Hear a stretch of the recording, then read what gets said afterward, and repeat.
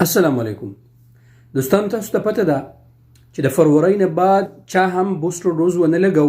نو په توکلناک چې د هغه کم سټیټس دی د محسن یعنی امیون هغه به ختم شي اتوماتیک. ټیک شو دوستانو،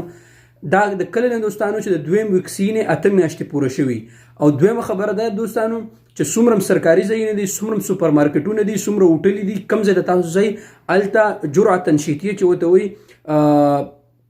بوستر ډوز هغه شرط دی د دې لپاره که ستا 2 ډوز لګېدلی او تا بوستر ډوز دی نو کړی نو ته نشې تللی سرکاري ځای ته، یو ځای ته هم نشې تللی، نو روټۍ یعنی هوټل ته هم نشې تللی، سوپر مارکیټ ته هم نشې تللی. لہذا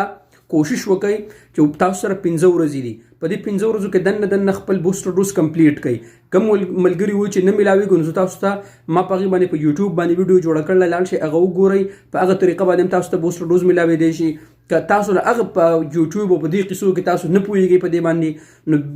دویمه طریقه دا ده چې تاسو خپل توکل نه د ورځې کولاو کوئ 12 بجو په ټیم کې یا داسې ټیم کې چې کله ګنټه ختمیږي په دغه ټیم کې تاسو خپل توکل نه کولاو کوئ. ان شاء الله تعالی تاسو ته بوستر ډوز به تاسو ته اپوینټمنټ به تاسو ته بوکینګ به تاسو ته ضرور میلاویږي. زما تاسو ته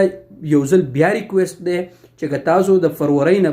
په فروری یعنی د فروری میاشت رااله او تاسو د بوستر ډوز د دویم د بوستر ډوز 8 میاشتې شوي دي او تاسو بیا بوستر ډوز نه دی کړی، دا کوم 2 ویکسین دا به ختم شي، یعنی امیون به نه شمارلی کېږي. لہذا څومره ملګري چې دي کوشش وکړئ تاسو چې خپل بوستر ډوز په هر طریقه کې تاسو په کم طریقه ملاویدی شي خپل بوستر ډوز کمپلیټ کړئ، ځکه چې که بیا سړی په سفر باندې ځي او تاسو 2 مزید نور کینسل شي نو بیا به څه کوئ. لہذا دا میسج چې څومره تاسو شیر کولی شئ میسج شیر کړئ چې که 15 ورځې دي، سوري 15 ورځې نه دي، نن تقریبا 20 تاریخ دغه 10 ورځې دي، نو په دې کې تاسو ته ان شاء الله کوشش وکړئ بوستر ډوز خپل کمپلیټ کړئ، ملاو بشي تاسو ته د خیر سره. مهرباني.